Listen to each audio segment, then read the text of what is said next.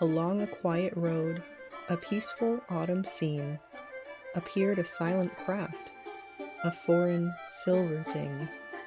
One lone car pushed on slowly, seized by the curious sight, as the floating vessel crept along in silent flight. Through shadowed pines arose the noise of the craft's erratic course. Like moth to flame, Hill wandered forth, called by some unseen force. Hours passed, with memories blurred. Gray figures crept through dreams. Thoughts haunted by new worlds beyond the stars that our eyes gleam. Hi, I'm Desirae. And I'm Mariah.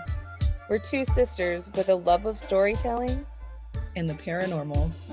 And you're listening to As the Crow Flies.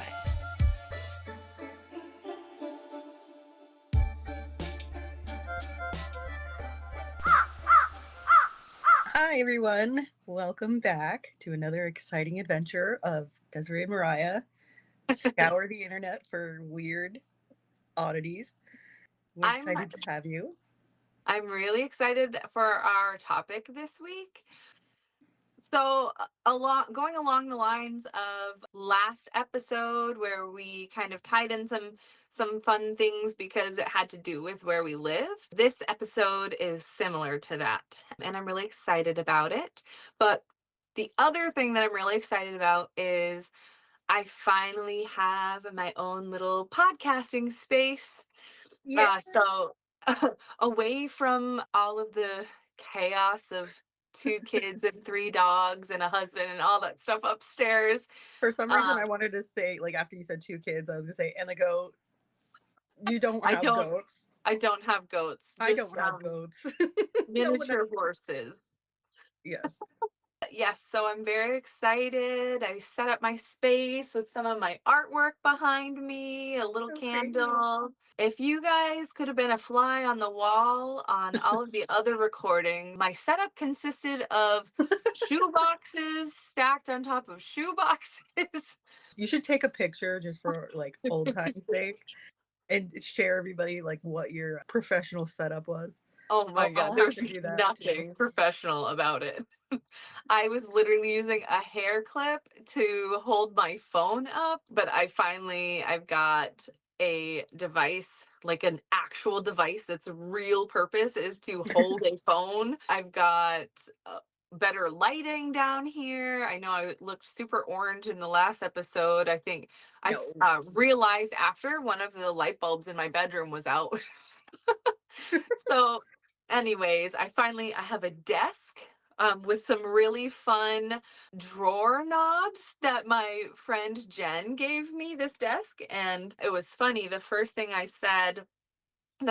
noticed about this desk was that it has these really pretty, like hand painted, ornate looking knobs on all of the desk drawers. And I was like, oh my gosh, I love the knobs. And she just looks over. She looks over at her husband and she goes, yeah, you hear that? She loves those weird knobs that you said nobody would like. So it was just really funny that this desk found me. And yeah, I'm just really excited to be in my space now. I'm so excited for you. Like, I feel like I have like a new thing also, even though it's just your space that you're in. You have a new background to look at. It's not my white wall. And your phone's not going to just like halfway through. For real. So yes, I'm very excited about that. But one day for me, I'll get there. It's possible that I might be more excited about this episode, though. I could have just kept going with researching. So this is a story that we've heard about in other podcasts and things like that, but it's also kind of close to home for us. And so if you saw the post that I put out on our social media, you will see the mural of the not little alien. The alien looks very large in that picture. And we'll put it here for you to see if you're watching the video. So My family, we love music. We love going to concerts. And so we will go to concerts a lot in Guilford, New Hampshire at the Bank of New Hampshire Pavilion. I've gone to concerts with Mariah. I brought my kids to see concert there last year on my birthday. We just love that place. But going through Franconia Notch, if you're familiar with this area, it is a very long stretch of interstate, and there's like no place to go to the bathroom. And so it never fails that as we're driving through there, I really have to go pee. So the first town really that, and it might not be the first exit, honestly, because I think if I'm remembering right, we usually miss the first one, and I'm like, oh, we could have went there. I really have to pee. And then my husband will be like, we'll go to the next one. Yeah. And so 2 years in a row, I ended up at this gas station where that mural is. And last year, I took the picture of the outside of the store, and I guess it just never clicked.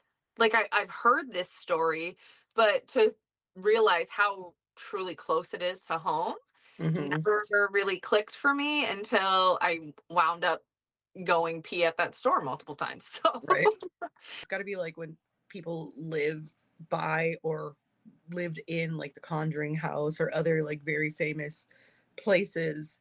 It just feels like unreal. Like I'm not supposed to be here. This is a story. This shouldn't be right. like something that I can actually visit. Yeah. But it's so cool that you can. Like it's not just this like fictional made up thing.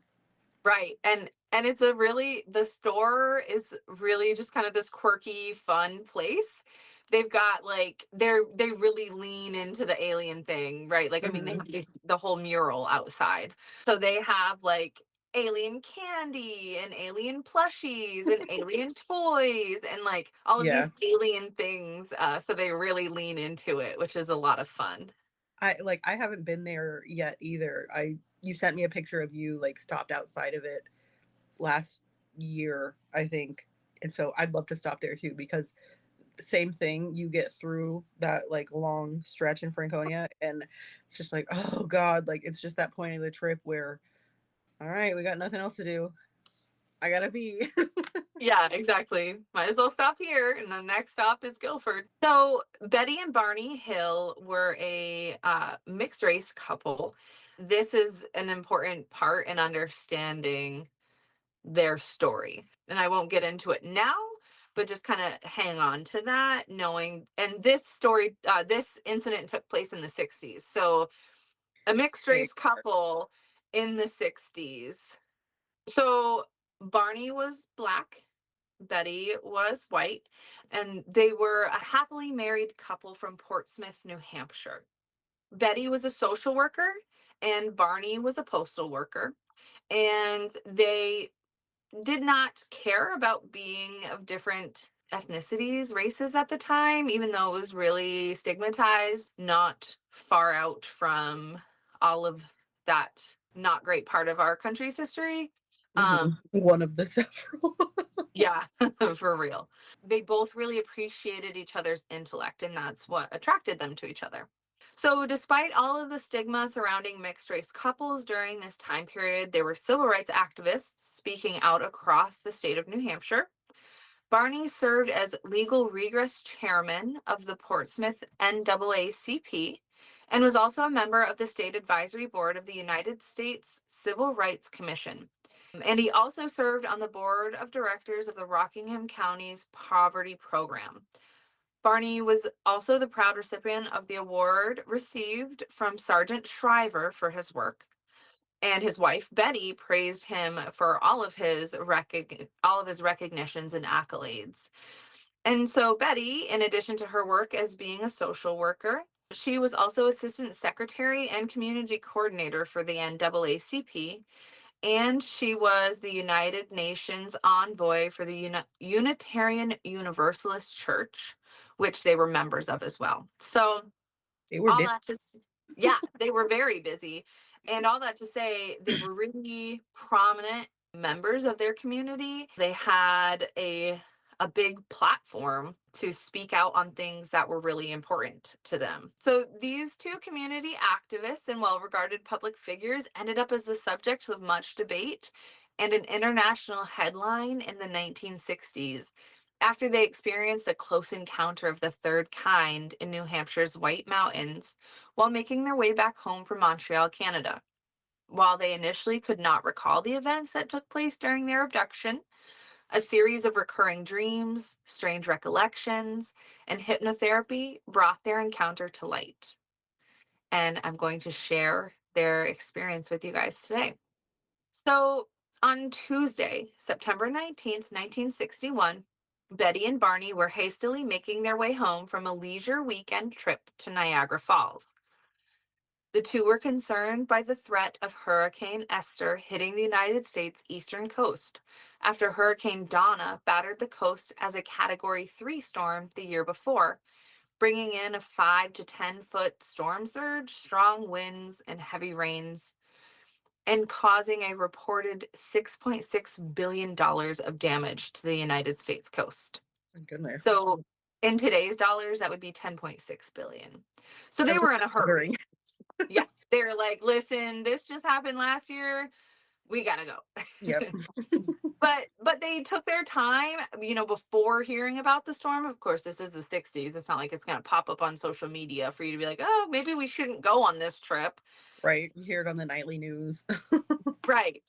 And so, they had taken their time on their trip. They actually spent more money than they should have, which also made it so that they really couldn't afford to stop, and same thing. It's not like there was ATMs all over at all the gas stations they could stop at. What they had was what they had until they could get to their bank. So they were booking it to get home. They crossed through US Customs into Vermont's Northeast Kingdom and ventured across the Connecticut River into Colebrook, New Hampshire. This is interesting. I'm really curious to know where they crossed over. So once in Colebrook, they stopped at a restaurant in a small village for a cigarette, a black coffee, and a quick bite to eat, anticipating it may be their last opportunity for some time, given the rural area they had to travel through along US Route 3 to make it home. They had 170 miles to go still, anticipating a smooth ride through the White Mountains before making it to the larger 4-lane highway in southern New Hampshire. They left the restaurant at 10:05 p.m. and had an estimated time of arrival to their home sometime between 2:30 and 3 a.m. Hang on to that bit of information. Got it. Got it. Good. A fly on a leash. Fly on a leash. You know. Flies and leashes. The old fly on the leash.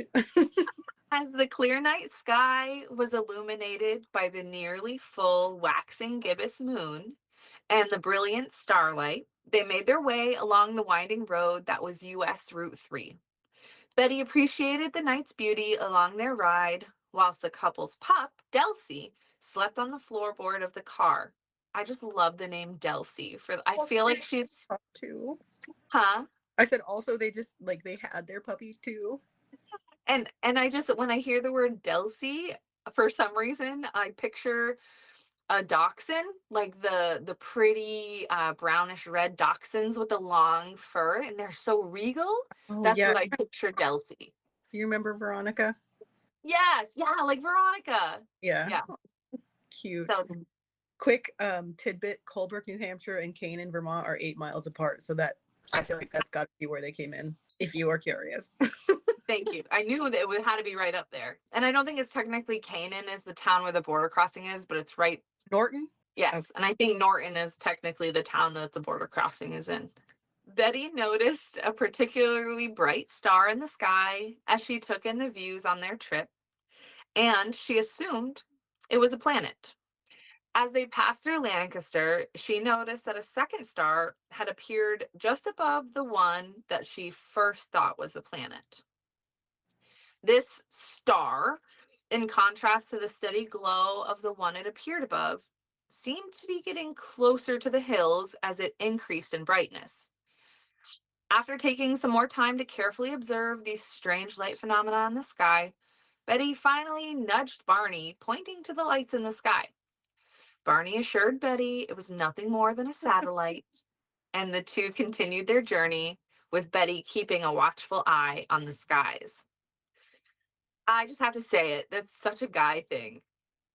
Yeah. And and I think it's with the best of intentions, right? Because like they're, I don't know, like the men, right? Like their job is to kind of like keep the women like Protect and it's assure. just yeah, right. Like it's nothing. It's just your imagination. And it's like, no bitch, I see this. Yeah. Also, I love just And like picturing her as like the little passenger princess with Delcy chilling, watching the stars, and like yeah, something's off here. right. Yep. Yeah, she's living her passenger princess life here. And Delsey's just sleeping on the floor. So back to Delcy. As the hill stopped to let Delcy out for a bathroom break, Betty confirmed the light was definitely moving and it was not an optical illusion. So they were thinking like maybe because, or Betty was thinking maybe because the car is moving, and what I'm seeing like maybe it's an optical illusion and I'm confusing the movement of the car with the movement of whatever was in the sky. Yeah, like you can look at Um, the moon and be like see that it's on separate sides of the car and whatever. right. But we know that's the moon, Yeah. or do And we? so, hmm, Oh, um, yeah, stroke my beard. yes. So once they were stopped to let Delcy out, they weren't in a moving car anymore, and Betty could clearly see that this thing was still moving. Cool, cool, cool. Um, so after Delcy finished up with her business, because she's a lady, Betty returned to the car with Delcy, and she put Delcy in the car and she grabbed a pair of binoculars that Barney had brought along their leisure trip to Niagara Falls. Again, another total guy thing, right? She's like, I am gonna figure this out. Yeah. Oh, I was talking about the guy thing being the binoculars. Oh yeah, no. Him having the binoculars and her just being like, I've got the tools that I need. I'm gonna use whatever is in my disposal, and we're gonna get to the bottom of this. Yep. She was going to prove him wrong. That's a very me thing to have done, also. So through the binoculars, Betty was totally blown away with what she saw. She saw this thing, this light, moving completely unpredictably. And it didn't make sense with how vehicles, planes, helicopters, Mhm. things like that would move. So she had Barney look, and even he was like, well, I don't know. I've never seen something move like that. But he stuck with his original story, thinking that, it had to be nothing more than a satellite, maybe. So they got back in the car and they made a few more stops. And Betty's just like looking at this thing. She's like, I'm not letting this one go. Yeah. And so they were just a few miles north of Cannon Mountain in the Franconia Notch. And Betty finally turned to Barney and said, if you think this is a satellite or a star, you're being absolutely ridiculous. So Barney, in his mind, he knew it had to be something else. Hmm. But again, he's doing the chivalrous man thing here, and he's like, no, no, no, it's just a satellite. It's That, okay. that's such a like grab you by the shoulders and like if you feel like what I'm saying makes sense, don't make me feel crazy. Mm.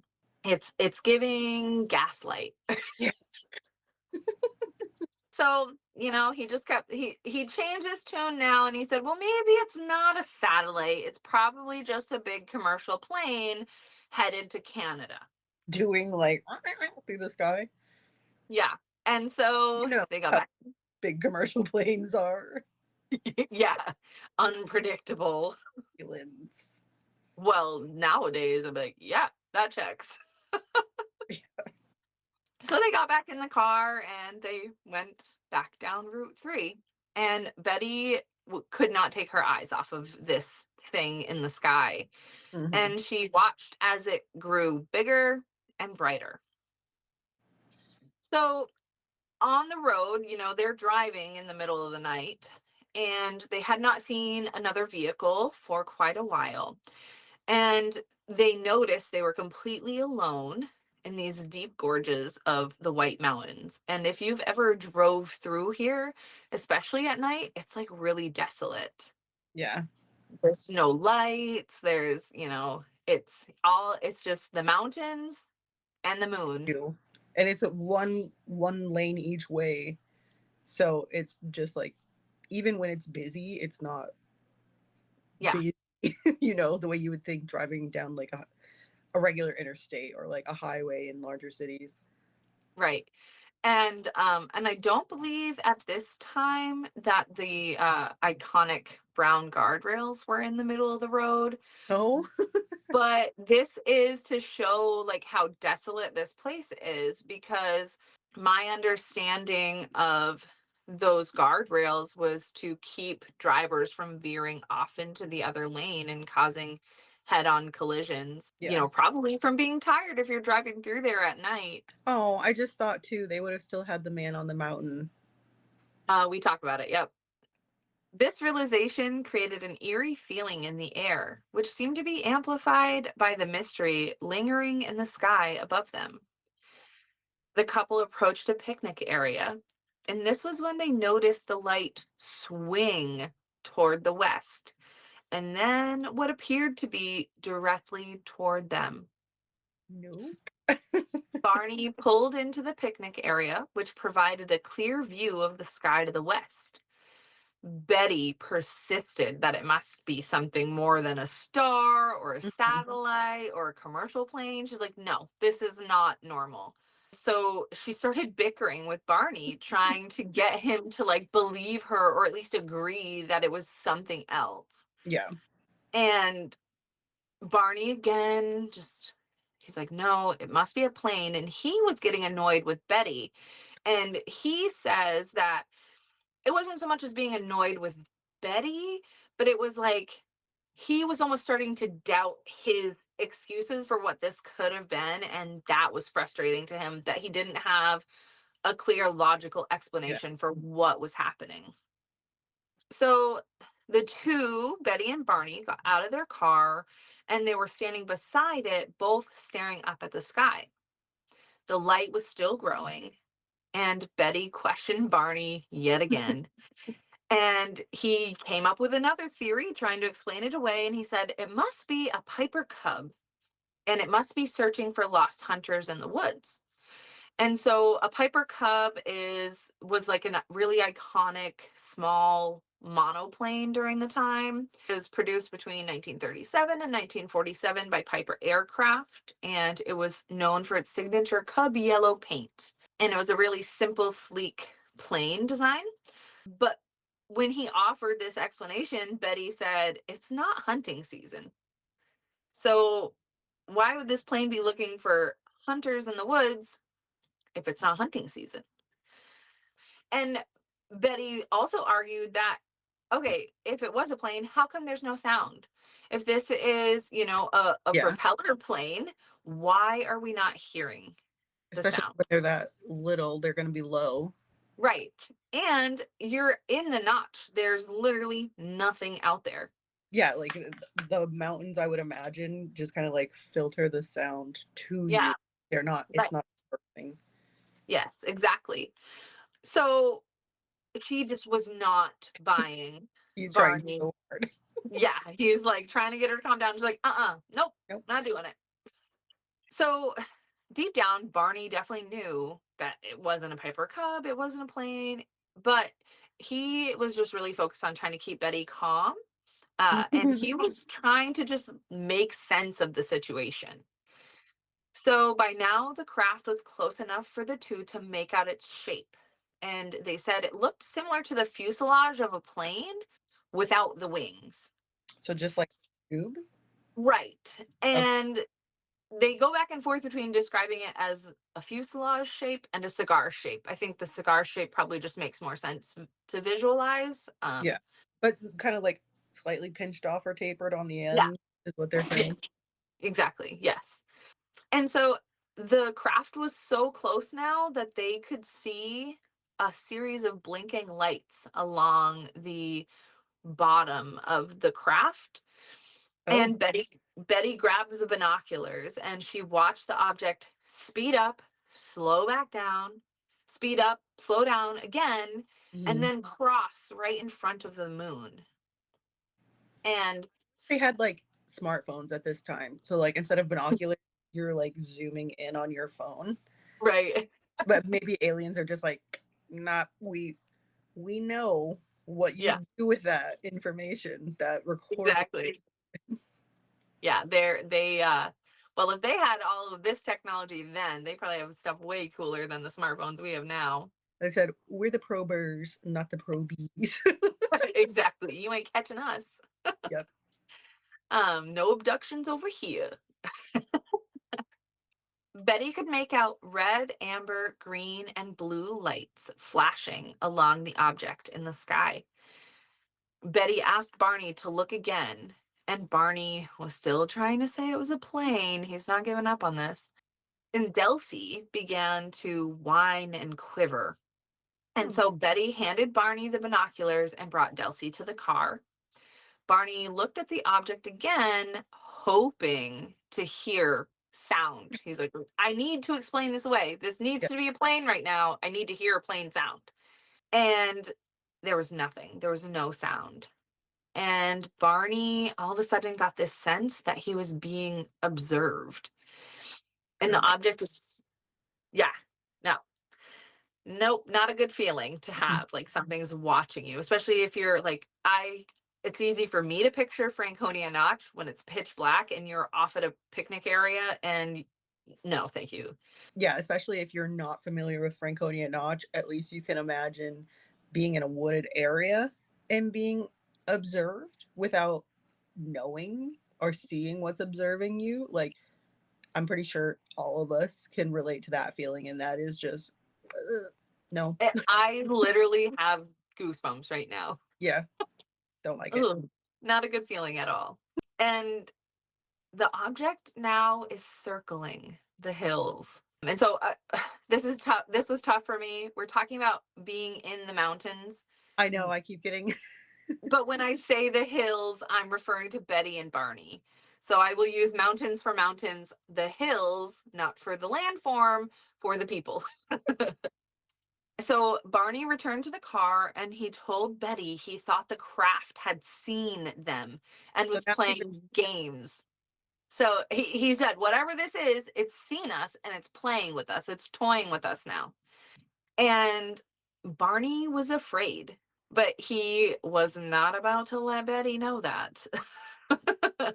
oh, So they got back in the car and they took off again down Route 3, taking it slow. Most of this part of their ride, Barney wasn't driving more than 5 miles an hour like because he's on this winding mountain road, but he's trying to watch what's in the sky, and Betty's watching what's in the sky, so he had to go really slow to be able to stay on the road safely and keep an eye on whatever is up above them. yeah. Ugh. And they tracked the object's erratic movement in the sky. Once they got to the base of the mountain, they stopped again, and the object swung behind the mountain, and they couldn't see it anymore. And they noticed, yeah, yeah, I don't want to not have eyes on this thing that I think is watching me. Mm-hmm.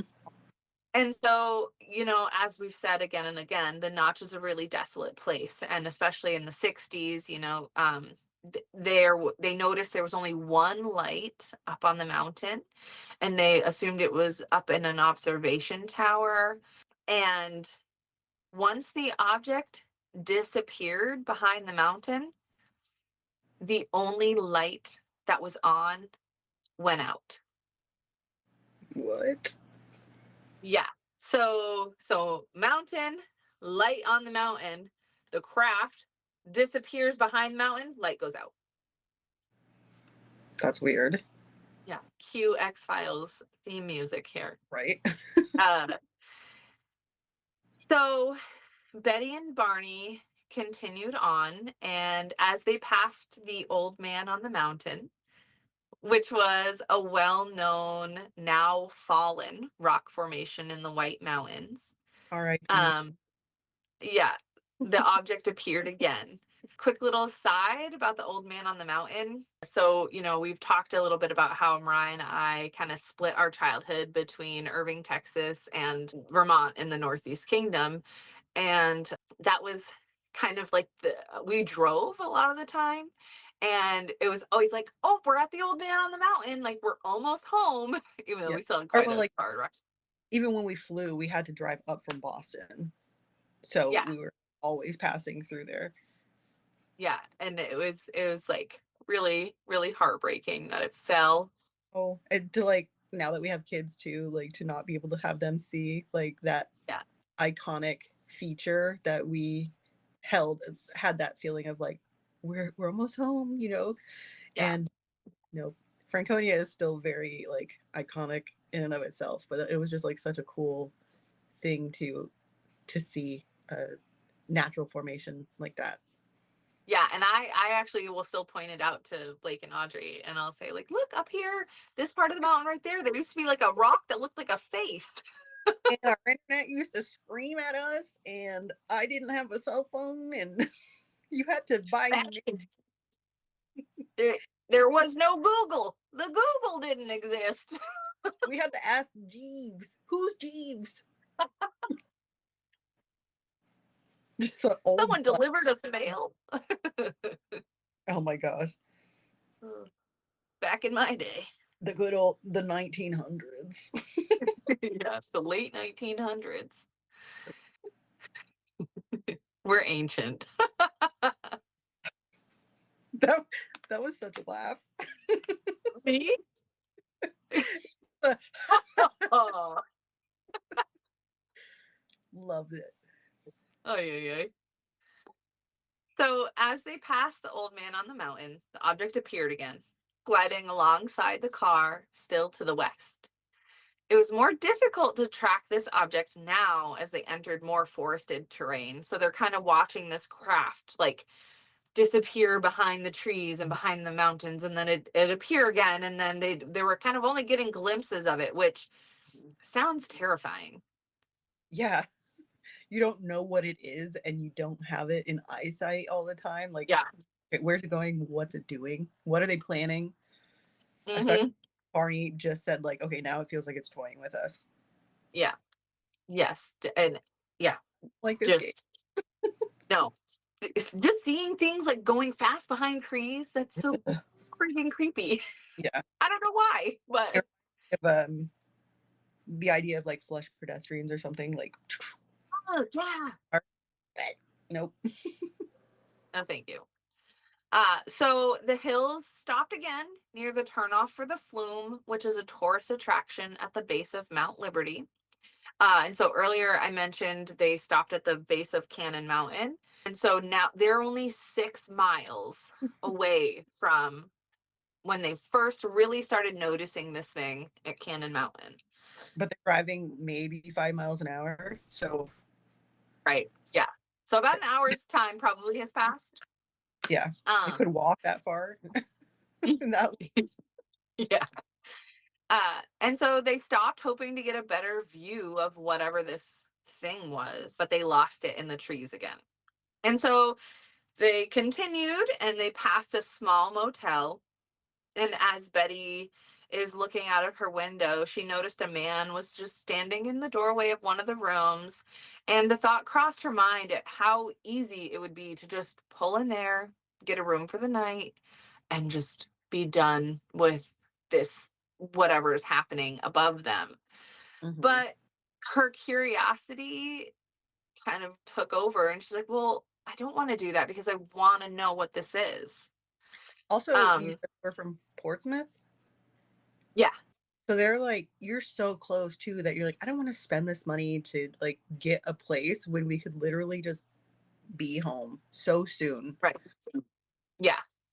And so she didn't mention that thought at all to Barney. She wanted to get home. She wanted to maybe see what this thing was or see if it would go away. And so they both noted now that this object was no more than just a few hundred feet above them in the sky, and it was massive. The lights that they noticed to be blinking were just glowing steady white now, and the apparent spinning of the object had stopped and it was just kind of hovering. Betty grabbed the binoculars again to look at what this was, and she gasped. She could clearly see a double row of windows on the craft. There was no denying it. This was a deliberate and structured craft. It was not an airplane. It was not a Piper Cub. It was not a satellite. It was not a star. Mm-hmm. And as she watched, a red light appeared on each side of the craft, and Betty is begging Barney to stop the car so she could really look at this thing. And Barney didn't even need binoculars now. The craft was no more than 200 feet in the air above them and was still closing in on them. Barney stopped the car, not even pulling off the road. He's just in the middle of the road, Well, it's like, stopped. no one's here. No one's here but Right. us. Yeah. Them. Right. And if someone's going to be here, they've got bigger problems to worry about than our car in the middle of the road. Yeah. And so Barney took the binoculars from Betty, trying to prove a point. And he watched as the object hovered silently in the air, like so close, I felt like you could reach out and touch it. They estimated the craft to be no more than a short city's block away from them and not higher than 2 treetops above them. Oh my goodness. I'm like trying to breathe in deep, like feeling just so Yeah. nervous for them. It's like right on top of them. That's gonna feel so like suffocating, like claustrophobic. Mm-hmm. Betty and Barney could now clearly see its full shape, which they described as a large glowing pancake. As wide across as the distance between 3 telephone poles. I had to look this up. On average, telephone poles are spaced about 125 to 300 feet apart, which means that this craft was anywhere from 375 to 900 feet in diameter. I need to know what telephone poles they were. Yeah, yeah. Which one? Is it the 125 or is it the 300? The 125. Yeah, please, please, please, please. But like massive. Yeah. Can you imagine something that big, like right on top of you? No, just squish me. Yeah, that's Just get it done with. that's just crazy. Like my mind can't. So Betty cried, "Do you see it?" to Barney. And Barney now finally let himself outwardly feel frightened. Again, he's trying to pull it together and do the man thing and trying to calm him and Betty by saying, "Maybe it's just a plane." What? And Betty goes, "I've never seen a plane with 2 red lights. So most planes have like a green." Yeah, like she's like, "I've never seen one with 2 red lights. I think now they do, but maybe then they didn't." And so at this point, Barney stepped away from the car and looked through the binoculars again, hoping to get a clearer, more steady look because the car was running. And so when he was leaning on the car looking through the binoculars, the car was bouncing. And Oh, so he couldn't get a clear view. So he stepped away to look again. And he watched as the craft made a large arc over the road in a swinging motion, ending no more than 100 feet away from him. He could now see the double row of windows with his naked eye, and he was terrified. For reasons Barney could not explain, and despite being absolutely terrified, he found himself moving across the road and through a field toward this thing. I don't like Two, that. no, 2 fins, so where those red lights were, 2 fins began sliding out on the sides of the craft, each with that red light. Barney moved closer still, coming within 50 feet of the craft, as it was now no higher than a tall tree above the ground. Oh my Not god. real, Yeah, right there. Like, I've got a tall tree in my front yard. And Yeah. not realizing Barney had walked off, Betty sat in the car, worried about another car coming up on them and colliding with their car Mhm. as they were in the middle of the road. Betty focused on looking for oncoming headlights for several moments before realizing Barney wasn't right there. Yeah. And she started to yell. She was yelling, Barney, Barney, you damn fool, come back here. He couldn't hear her. Oh And my so she started to slide across. So remember, this is the 60s. So they oh, right. had like the bench style seats. And she was on the passenger side, but Barney's door was open. So Yeah. she started to slide across. I don't know if she was going to try to holler to him out of the open door or she was trying to get out of the car. Well, I wonder, Um, like, if she was gonna try to get him with the car, like, get to him as right. quickly as she could, or Yeah. So she started to move toward his open door, and Barney, still out in the field, put the binoculars up to his eyes. And in the windows, he could see at least half a dozen living beings, oh my god, not human beings, just being. live things lined up along the windows watching him. And so at this point, the craft is like banked downward.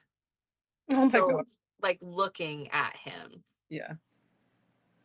Barney could make out that they all appeared to be bracing themselves on the windows as the craft was angled toward the ground, and they had on uniform of sorts. Betty is screaming back in the car for Barney. But even though they were only about 200 feet away from each other, Barney couldn't hear her, and he was totally entranced by what he was seeing through the binoculars. Mhm. Without explanation, all of a sudden, all of the things except for one took a step away from the windows, and then there was just one creature in the windows. Barney refers to this person as the leader. He just kind of assumed them to be the leader. And he could see the other beings, and they were sort of like working a control board. And the craft started descending toward the ground, with something now protruding from the underside of the craft like a ladder. Barney was focused on the leader in the window, and all of a sudden he was overwhelmed with the feeling that he was about to be captured. All of Barney's memories sort of go blurry from here, but he just remembers the creature's eyes. He said they were unlike anything he'd ever seen before. They were so large and so intense. Mhm. Then Barney ripped the binoculars away from his eyes and ran back toward his car, screaming to Betty. Mhm. Hysterical, he threw the binoculars into the car. Remember, Betty is still in the process of like leaning over, so he almost hits Betty in the face with the binoculars. Um, he jams the car into gear and they take off. And he is warning Betty now. He's like, they're going to capture us. They're going to take us. I know it. And he's telling Betty, he's like, keep your eye on this thing. They're trying to get us.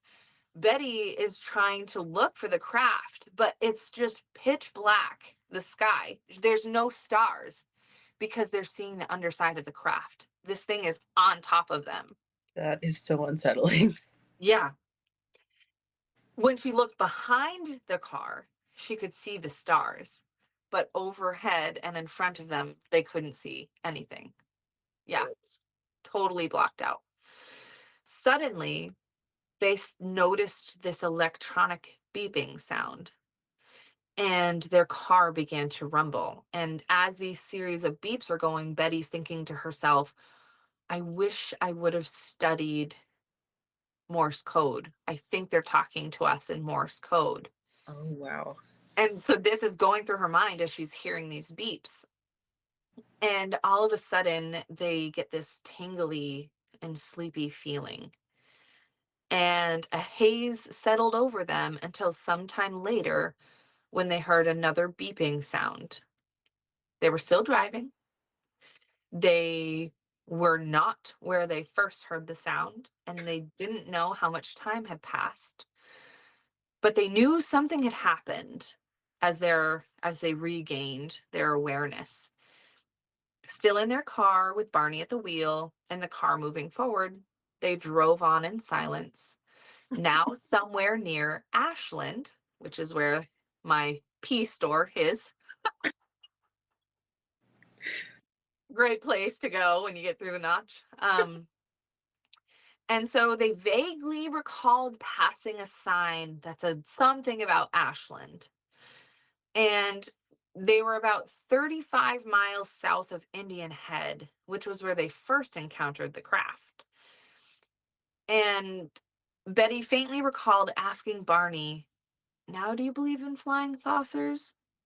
And Barney replied, "Don't be ridiculous. Of course not." You punk ass motherfucker. They Oh, continued on, reaching the new highway, US 93. And this was when Betty finally regained full consciousness, and she clearly remembered spotting a sign saying they were 17 miles away from Concord. She told Barney, "That must be where we are." Barney's haze had lifted as well, and he recalled being confused about how they had made it so far without any memory of what had happened. They both recall agreeing to keep this strange, unbelievable experience to themselves, noting no one would believe them even if they told them. Still too early for anywhere to be open to grab a cup of coffee, the Hills continued their drive, swinging across New Hampshire towards Portsmouth as daylight broke to the east, periodically checking the skies for the craft they encountered that night. By the time they reached home, it was daylight, later than the anticipated 2:30 to 3 o'clock time frame that Barney had originally planned for. Though they couldn't be certain of the actual time because both of their watches stopped working, as well as the clock in their car. When the Hills entered their kitchen, they saw the clock on their wall read just after 5 a.m. oh. So 2.5 hours of missing time. And even with that slow driving, like maybe an hour added. Right.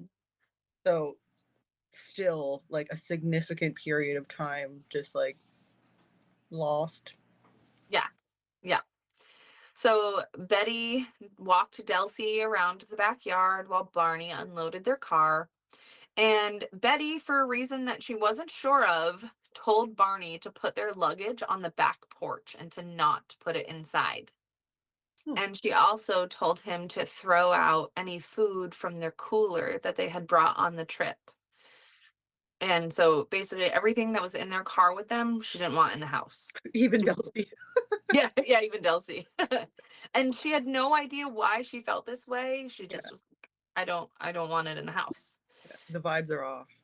Yeah, vibes are off, man.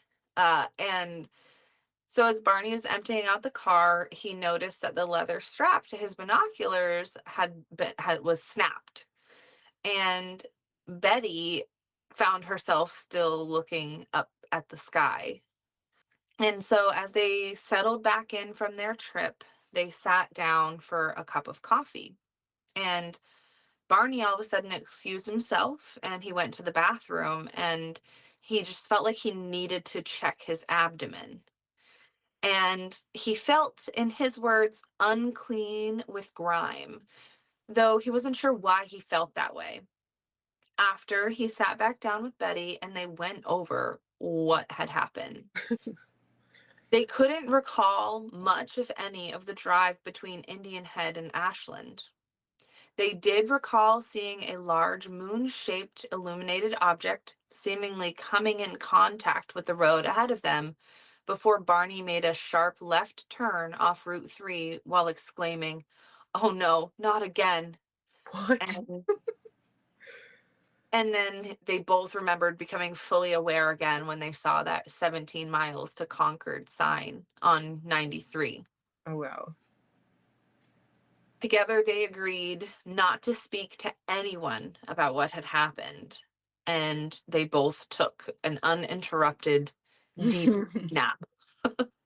And so the next day, Betty woke up and she decided to take the clothing that she was wearing that night and she packed them away in the back of her closet. Barney took that opportunity to inspect his clothing as well.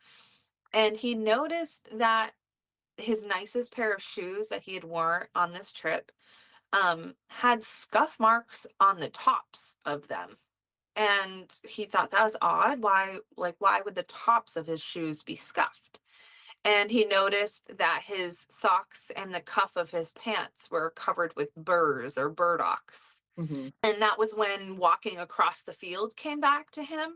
So inside his house, while he's looking and getting some of these memories back, he walked over to the window to look up at the sky.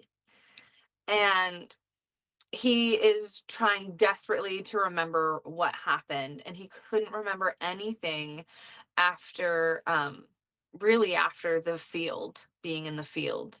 It was like his memory just stopped, hit a wall. And he sat with Betty for breakfast and they discussed things again. And Betty was questioning him about what he saw and what made him run back to the car frantic when he almost hit her with the binoculars. What made him think that they were going to be captured, like he was telling her. And she also was like, why the hell didn't you come back when I was screaming for you? And he's like, I didn't hear you. He just felt like he was in a trance.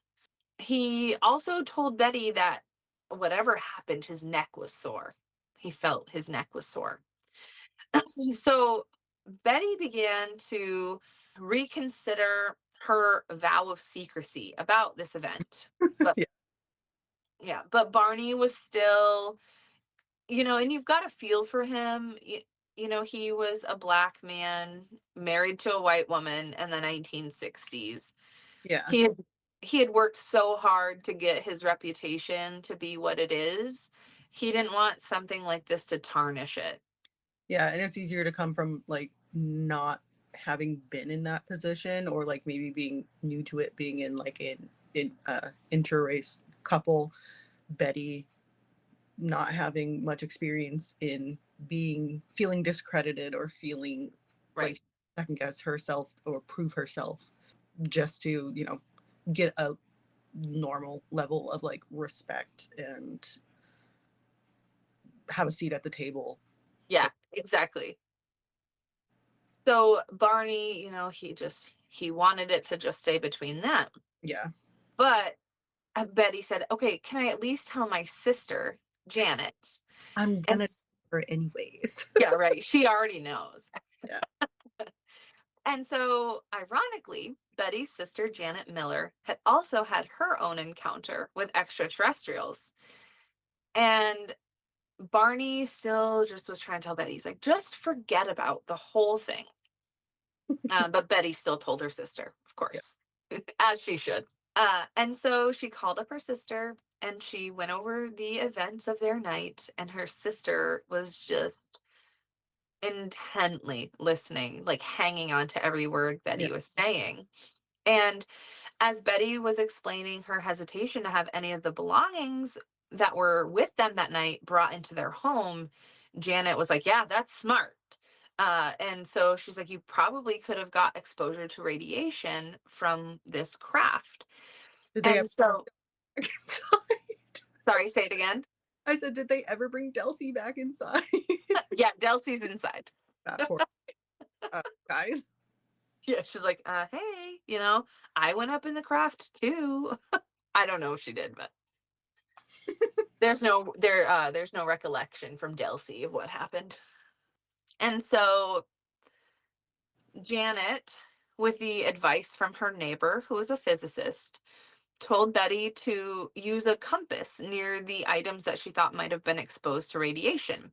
And she said if the needle of the compass became disturbed when near the items, it's likely they were exposed to radiation. So Betty's like, okay, bet, let's go. Barney, where's the compass? And he's like, why the hell do you need a compass? And she's like, I just need a compass. Don't And he's worry. like, but why do you need it? And she's like, give me the damn compass. And I think Barney is still in this space of like, I just don't even want to, like, if you prove this is just gonna keep us in it. Yeah. Like, let's just forget about it. But Betty's like, I gotta know.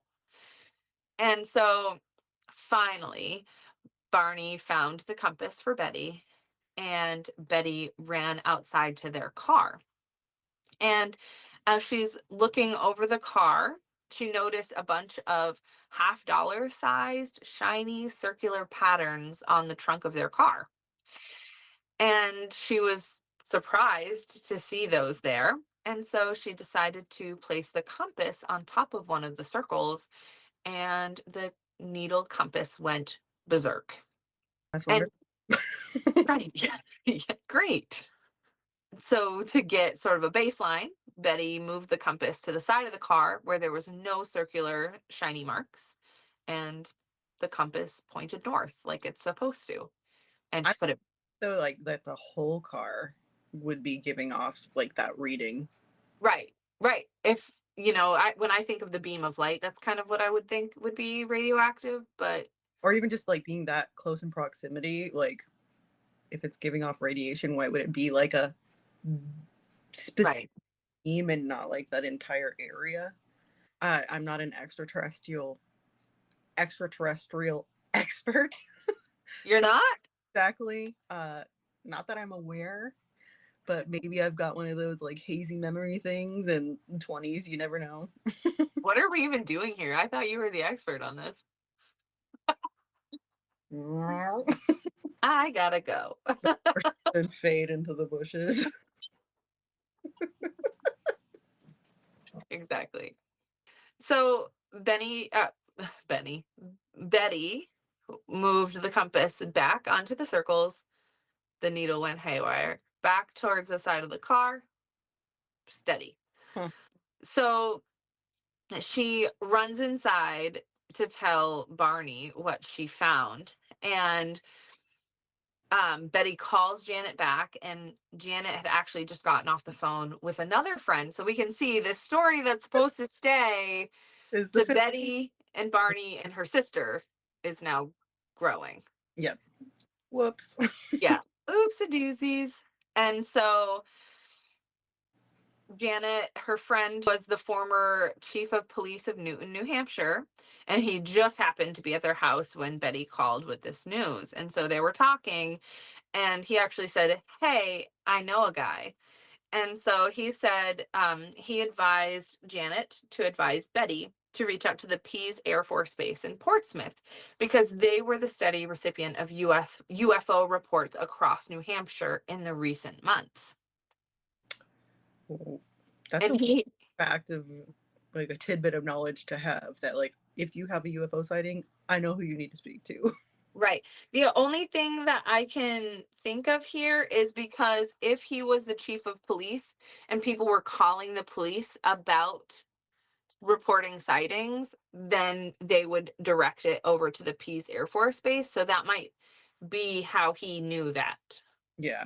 It's just like in my mind, it's like when I'm at work and I've got like a weird niche question, a lot of times it's asking people who do I ask about this first, and then you get to that point. So like just the idea of them having already been asked enough times to off the top of your head know who Right.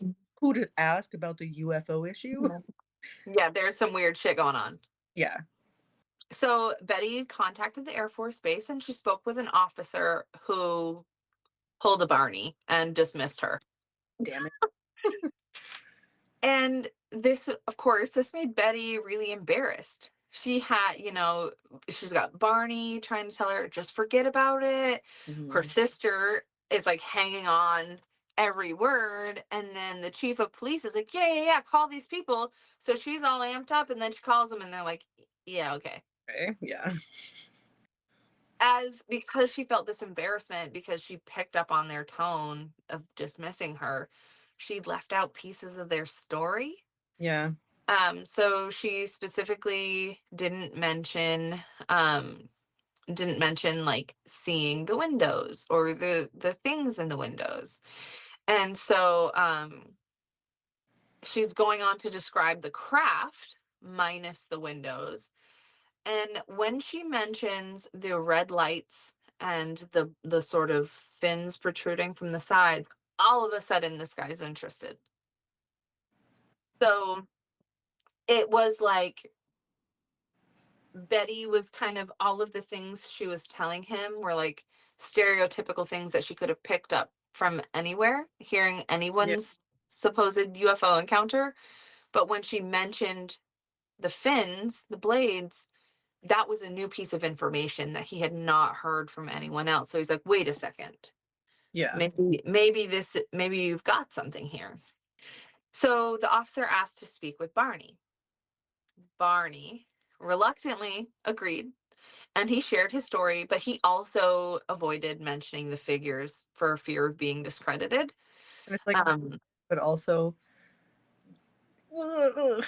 just, yeah, I want to share everything. That way, if there's like that one piece of information that you don't quite think is like, um, super pertinent or whatever, or you're just like, the rest of it's weird enough that like I can just leave this out and like don't have to sound so outlandish. That could be like the one piece that they're like, oh my god, the yeah, well, and then with how widely uh, publicized this story becomes, yeah, they got questioned. Okay, how come your first report you didn't mention it, but now you're saying that this happened? and it's like it's been the same story. You're just getting a new chapter. Right, yeah, yeah. So as Barney is sharing his recollection of what happened, the officer adds another person into their call. And this happened to be on a recorded line. And so, from Barney's discussion with the officer, they shared with Barney other reports of UFOs that were really similar to what the Hills had encountered, which made him feel a lot less self conscious about what he had experienced and what Betty had experienced that night. And so they ended their phone call. And then the next day, Paul W. Henderson of the Pease Air Force Base called the Hills, seeking further information, again, boosting Barney's confidence in the event. Following this conversation, Mr. Henderson published an official report, Information Report 100 1 61 of the Hills encounter to Project Blue Book, which was an Air Force unit at Wright Patterson Air Force Base in Ohio, which handles all of the country's UFO sightings. So it's official. Like Yeah, they have seen this and there's no going back from here. it's documented it Yeah. by now. Mhm. So Betty just kept kind of like this nagging thought in the back of her mind of like, what really happened to us in this chunk of time we can't remember. Started looking for information on unidentified flying objects wherever she could. Betty found one particular book by Major Donald Kehoe to be so interesting and beneficial to her understanding of what they encountered. And through reading his book, she learned that Kehoe was instrumental in founding the National Investigations Committee on Aerial Phenomena, or NICAP, in Washington, D.C. This committee's responsibility was to correlate and analyze every reported UFO sighting in the United States, in contrast to the U.S. Air Force's efforts to discredit them. Betty then reached out to Kehoe on September 26th. So we're, One let's, week. yeah. As the days, weeks, and months passed on after their return from Niagara Falls, the two were struck with confusion and bombarded by bizarre dreams and visions of their experience. Betty began to document her dreams as they occurred so she wouldn't forget them. And this would become a pivotal piece of evidence in building their case. Eventually, after correspondence with various NICAP officials and therapists, Betty and Barney Hill sought out hypnosis therapy by Dr. Benjamin Simon in Boston in 1964 in an effort to retrieve their repressed and missing memories of the event. This is what was revealed to have happened through their hypnotherapy. So buckle in. I'm excited. I've always been super like intrigued by hypnosis therapy and like curious, but also so scared to Oh my ever gosh. that. Yeah. Yeah, I feel like it would just be so eye opening. And so all of this information, the majority of this information from what I'm telling you now comes from a book by John G. Fuller called The Interrupted Journey: 2 Lost Hours Aboard a UFO, The Abduction of Betty and Barney Hill. And I'm listening to it on Audible, and this book just does a really good job. I love it. He changes his voice and he tries to speak in Betty's like Oh yeah, New Hampshire accent. It's really, I wasn't gonna do it. I'm not good at that. Um I'm gonna need to but hear the book. yeah, but it's so intriguing how he explains how hypnosis works. Like it's just really cool. So if you have an opportunity to, and if you're not a reader like me, because my ADHD doesn't allow it, I listen to books. And so it's on Audible. I think it's Gi- like a 9 hour listen. What? I would say the gifted children to ADHD burnout adult pipeline is horrible.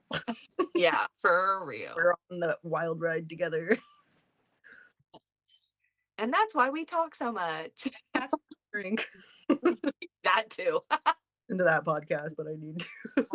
I haven't heard that in a while. Yeah, that's a good one. Um, so this is what they were able to find out through hypnosis, what happened to Betty and Barney. And it's worth mentioning they were never hypnotized together. It was always in separate sessions Oh, that's cool. so that neither one could influence the other. Yeah. And so here we go. So after the beeps began and their conscious memory dissipated, under hypnosis, Barney recalled feeling compelled to turn onto a dirt road. And so remember, he got that vision of this craft landing in the road and being forced to take this sharp left turn. Yeah.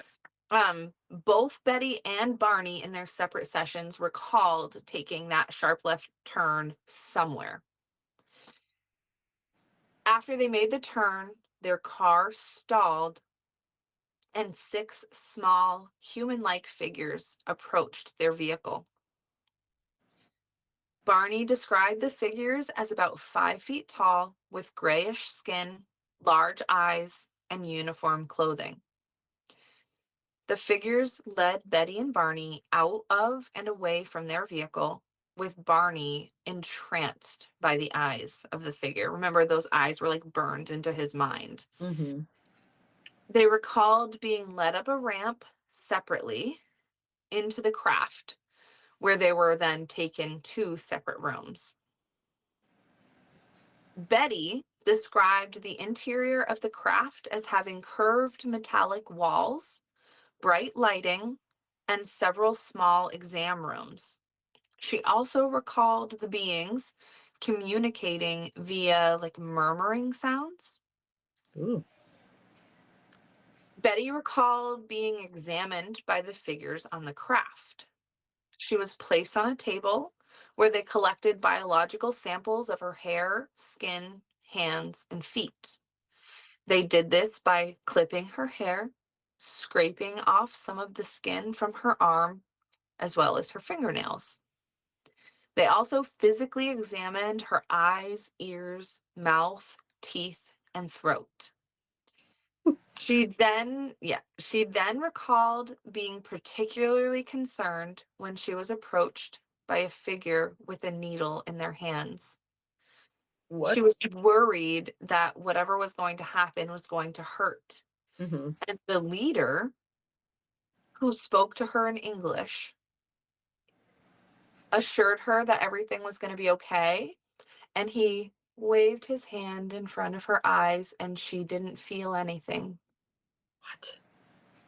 What? So this needle was inserted into her navel. No. Mariah Lee, what did Dad always say aliens did when they abducted you? That's where they probe you. Yes, and I have been meaning to ask him, where did he get that information from? Did he hear this story? He's been probed. Right? Has he been abducted? I mean, dad Didn't was say- born in the 60s, right? Yeah, 64. So he maybe he grew up hearing the story like us with like Choopy, you know? But I just was when I read that, I was like, "Wait, dad always said that. Why does dad know that?" So Don't ask they me you're not ready to hear the answer to. that yeah, that's why I haven't asked him yet. Dad, if you're hearing this, let me know. After after they inserted the needle into her belly button, Betty was just so curious about everything. So she was talking to this leader because he's talking to her in English. I mean, and if they're like not being aggressive with you, why would you not want to try to get as much, you know, Mhm. free information, freely given information as you can and just be real casual and see if they get comfortable with you, you know? Well, and I think this is really telling to the personalities that we've learned, the personality differences between Betty and Barney. Like He's like, Barney is no. yeah, he's closed off. He's like, this isn't real. This isn't happening. It's an airplane. It's a satellite. Like, Yeah. no, no, no, no, no. Where Betty's like, yeah, that's not a plane. That's something. It's not a plane. Let's figure out what it is. Like she's curious and he's in denial. Yeah. And so Betty asked what it was, and the leader told her that it was a pregnancy test. It was to see if she was carrying any offspring. That's what the naval I guess so. Yeah. my Uh, black, if you just let me have a latrine, we can do this without the needle. right. Yeah. Seriously. Let me pee on a stick. Okay. We're back to 3 minutes tops. You'll know. If I'm really pregnant, it's way less than that. we don't have 3 minutes. Sticker. Exactly. Yeah. Um, After Betty's examination, she recalled chatting with the leader of the ship. She was asking questions, and he was engaging in discourse with her. So she asked where they were from, and the leader shows her this map on the wall, that's just full of stars. And he said, "Do you know where you are?" And she said, "No." And then he said, "If you don't know where you are, then there's no sense in me telling you where I am from." Tell me both. Right? Yeah. Pointed out both of us, I both know of this. Ohio, but if you say this is Ohio and here's how you get to Nevada, like I'm gonna have a decent idea. Yeah, right. Um, and so then, they're talking about this star map, and then the leader shows Betty this book filled with these strange, unfamiliar symbols that were arranged in vertical columns. And Betty asked if she could keep the book for proof of the encounter, and he said, yeah. And and he's like, nobody's gonna believe you anyways, but if you want this book, sure, keep it. If it Right? makes you feel better. Um, and later though, when the other beings saw that she was trying to leave the ship with it, they were not having it. And the leader had to take it back from her. And Betty was so upset by this because, like, I got the sense through hypnosis that Betty felt sort of like betrayed by a friend when they took the book back because Yeah, he was so kind and friendly to her. yeah, exactly. And to like you said, she's curious and she has this like just desire to keep digging and figuring things out and like to just have that little bit of information of like I have not completely lost it and like there is a nugget of truth somewhere in this and even if nobody else will believe me I can stop questioning myself. Right. Yeah.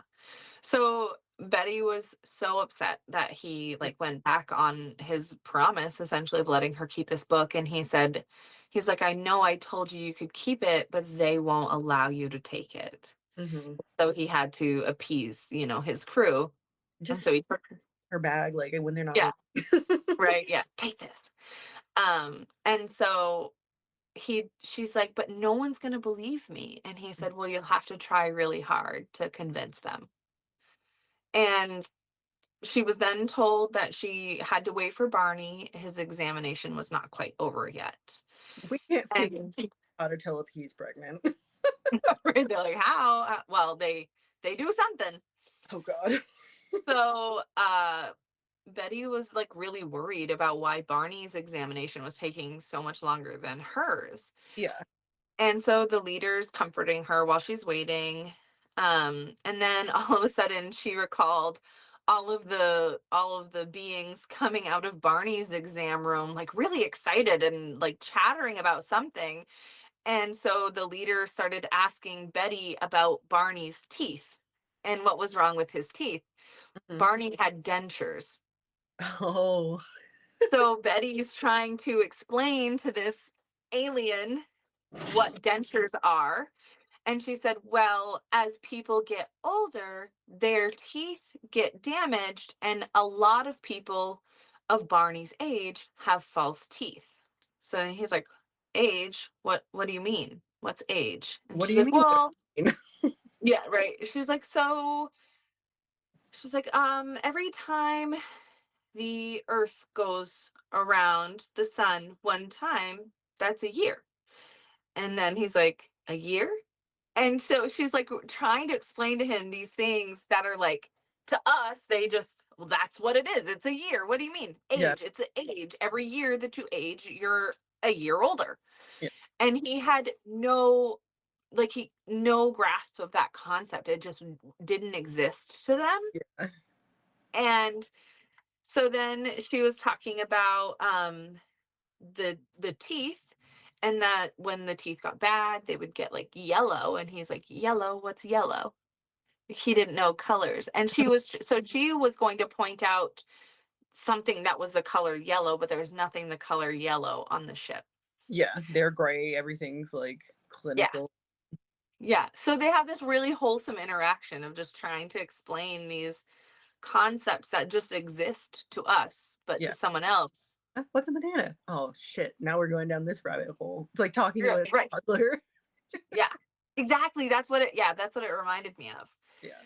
So Betty really got the time to interact with these beings and have conversations and share information with them and get information from them in return. To be a fly on that wall, to be a What? fly on a leash. Call back to other weirdness. Could be a fly on a leash on that wall in that crap. What? Oh man. So then Barney's exam finished, and here is what Barney recalled from his experience on the ship. And like I mentioned, it just is really telling of their personalities. It's like he shut it out more. He wasn't curious. He wasn't asking the questions that Betty was asking. So he's got very basic recollection of what happened on the ship. Right. He remembered lying on a table to be examined.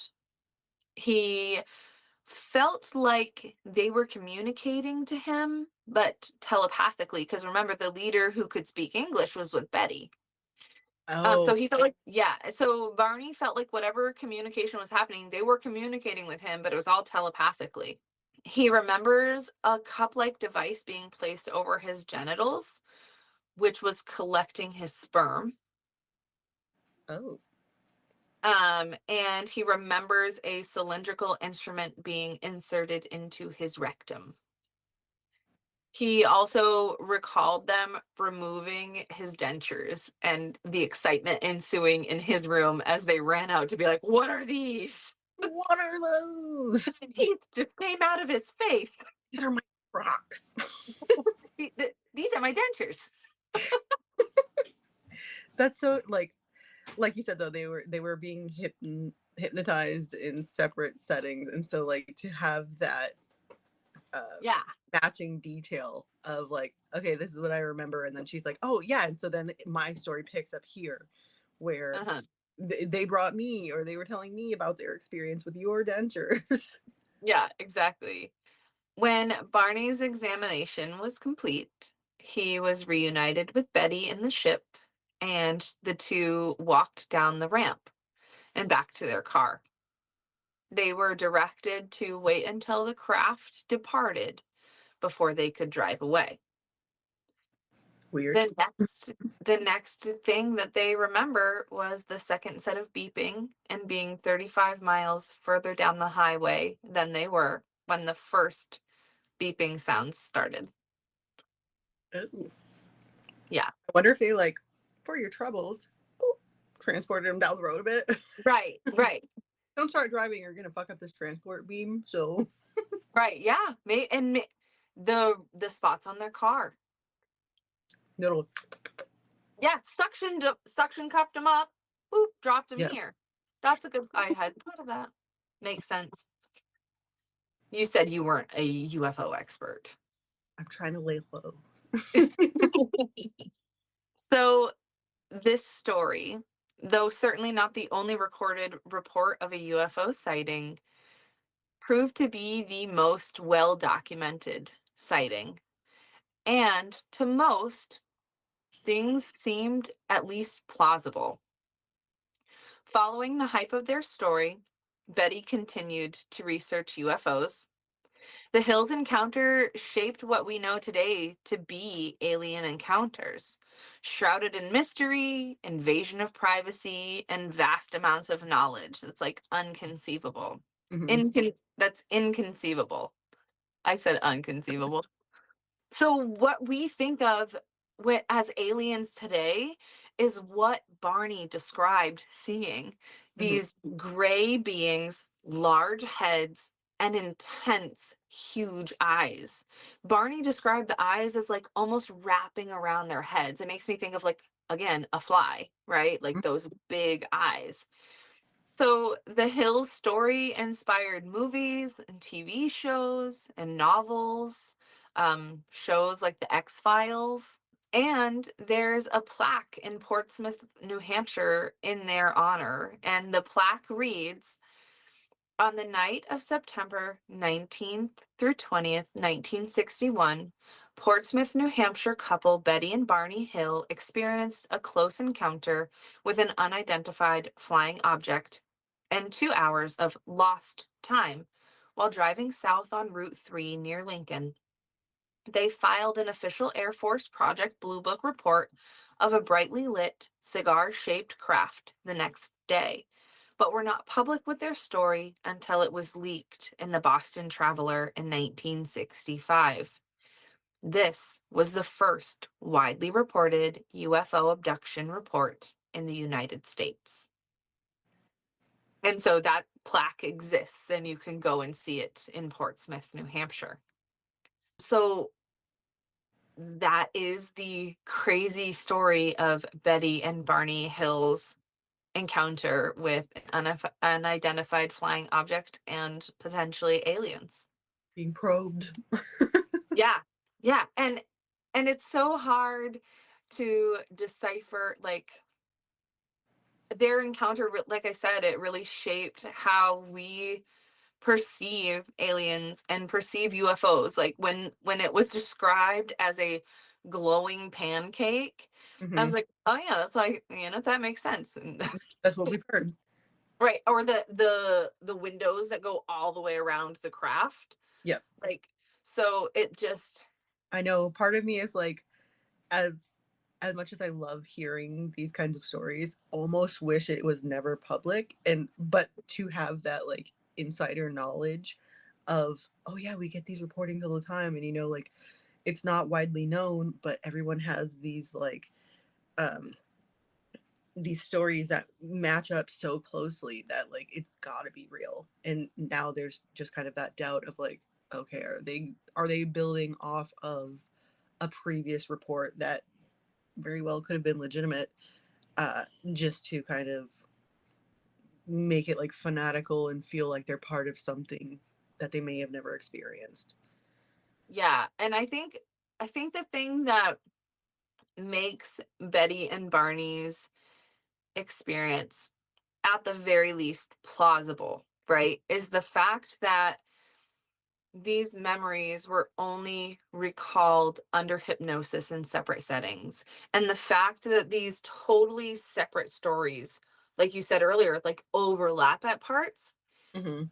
And Betty and Barney both, when awake and under hypnosis, like the doctor's asking them, he'll ask Barney, "Is this something you ever shared with Betty?" No. Betty, "Is this something you ever shared with Barney?" No. Did you and Barney talk about this? No. Like that and that's, both awake and under hypnosis. Yeah. And so it's like there's too many coincidences here to totally be like, no way, that didn't happen. Yeah. Like, And I'm sure people can say, like, they said that they didn't talk to each other, but, like, they could have corroborated stories beforehand, and, like, yes, you have to kind of take things with a grain of salt, but you get to a certain point where I do anyways, where I'm like, okay, everything can't be a conspiracy theory, and so, like, yes, you could say, oh, but what about this and this and this, and well, everything adding up to be this big chain of conspiracies, like, that feels more outlandish than what I'm hearing them talk about, although it's aliens and spacecrafts and UFOs, like, that feels more believable than this New Hampshire couple going almost unwillingly, or like Barney especially, to put this story out there against like their better judgment, mhm. and like trying to be noticed whilst like, no, I don't know, but you know, Yeah, exactly. No, no, no, no, don't take. Oh, okay, this is my good side. Okay, yep, that, like, get the like the posed candid kind of deal. Uh, yeah, so yeah, like it gets to those levels where I'm like, okay, like you're coming up, it just feels more like excuses and far reaches to discredit things at a certain point. Um, yeah. and Kind yeah, of like Barney. yeah, right above you, and he's like, "Don't be ridiculous. Of course, I don't believe in UFOs. It's I know, that part got me. Don't be ridiculous, yeah." I was waiting for him to say, "Don't be ridiculous." Of course. right? End Yeah. of sentence. Of course not. What? What? Yeah. Excuse me. He was just rage baiting Bonnie. He was just rage baiting Betty the whole time. He's like, "Watch this, Delcy. Let's really get her going." And then, so he's speaking telepathically with the aliens, and you just hear Delcy chime in. Yeah, that was a good one. I would be so. I mean, under hypnosis, they don't mention anything about the dog, but as an alien, why would you not want? Like, what is this thing, Yeah, right? Like, two like large beings with this little furry thing, and like, what yeah, is what is these the dog getting out of this relationship? Like right, self, like what's yellow? What are dentures? That would be interesting to ask. yeah. Maybe they ran into people with pets before, and so that this was like old news now. Ugh, another dog. Um, but thinking about like how they were interacting and like speaking, communicating with Betty and Barney, like makes me think so much of Doctor Who, and where the TARDIS, the like the time machine that they fly around in, has like this translator capability, and so that's how they tell the story anyways, probably for TV. So like everyone has a British American accent, like that's so Right. weird, these aliens, and it's explained as like the TARDIS is translating, and so they're speaking in whatever language they're speaking in, and you're hearing it, but your brain is just immediately translating that for you. And so they're Oh, speaking in English, it's translating for them. It's speaking in mhm. alienese, and it's translating for you. Right. Yeah. Oh, that's interesting. The other thing I keep coming back to is like, what reason do they have to make it up? Yeah, exactly. Why? Spotlight, like Yeah. they didn't get any like wild notoriety. They weren't in a community that would be like that they would get any benefit out of that. Yeah. So it's like you could say, sure, they're just making it up, but why would they? Barney didn't want that attention, especially not like he worked so hard to build up his reputation. Why would he want to be depicted as crazy? Yeah. And It's especially with something as serious as like civil rights, and like you really want to be taken seriously and have your voice heard when you have those um Platforms.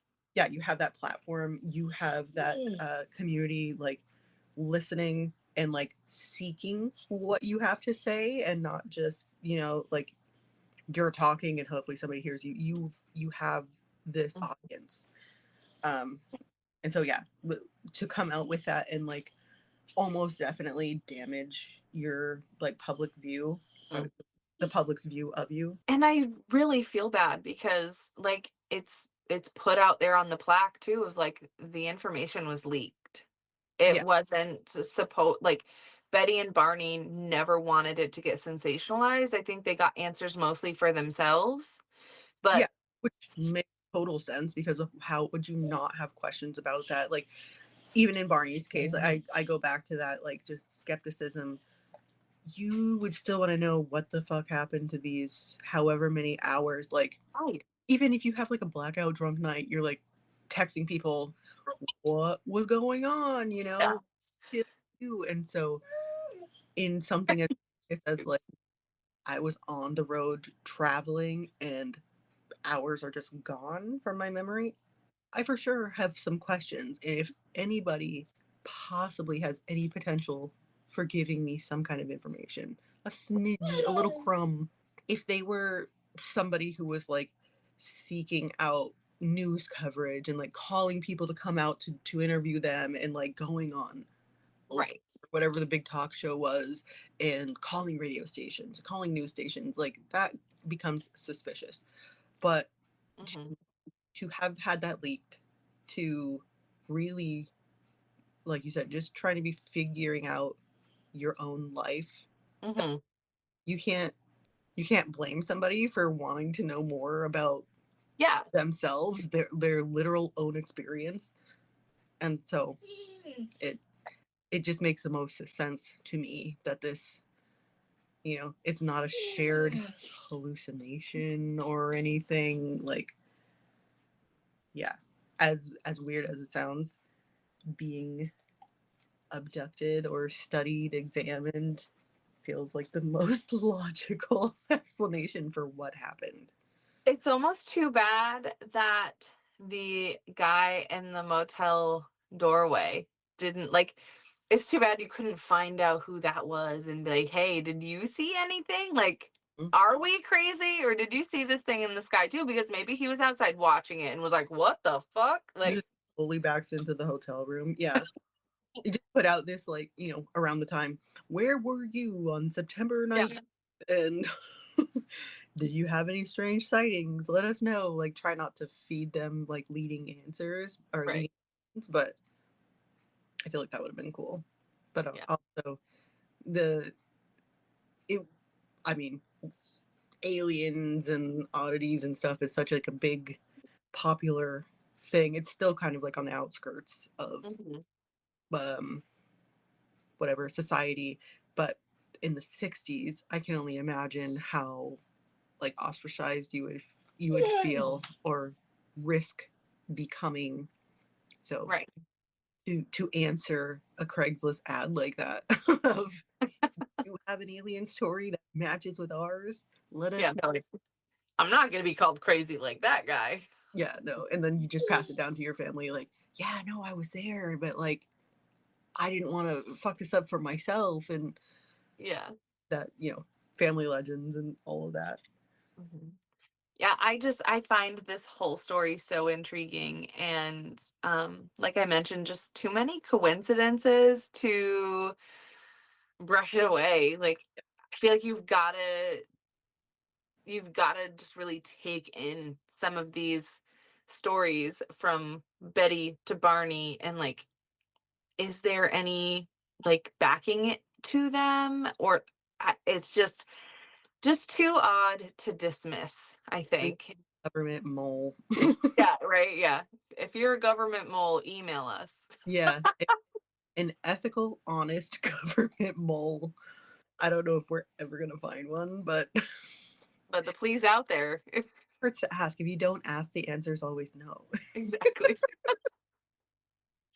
Well, we hope that you guys enjoyed this story. I tried to put it together in a meaningful way to kind of build up some suspense and then share what happened in their abduction and their missing time. If you're in the area of Franconia Notch, look up to the skies. If you're in Portsmouth, look for the plaque. So, of course, if you've been through the area, let us know your experience. But if you have any other UFO stories, personal encounters of your own, that would be wild if we had uh, a caller with an actual, sighting.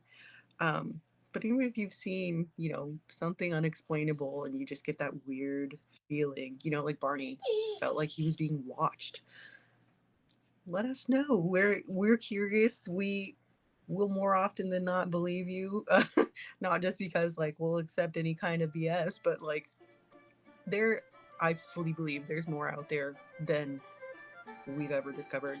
We know there's more out there in the sea that we've never come across. So who only knows what's in the space, in the air.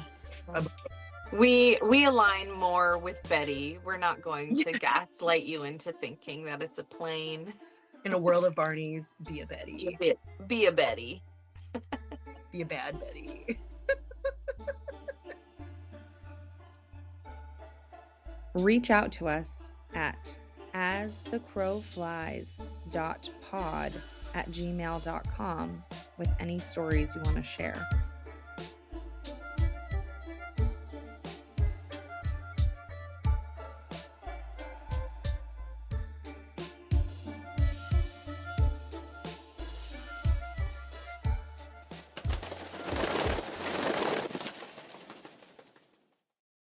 Heard about before, either through Sorry. other pod. I can go back.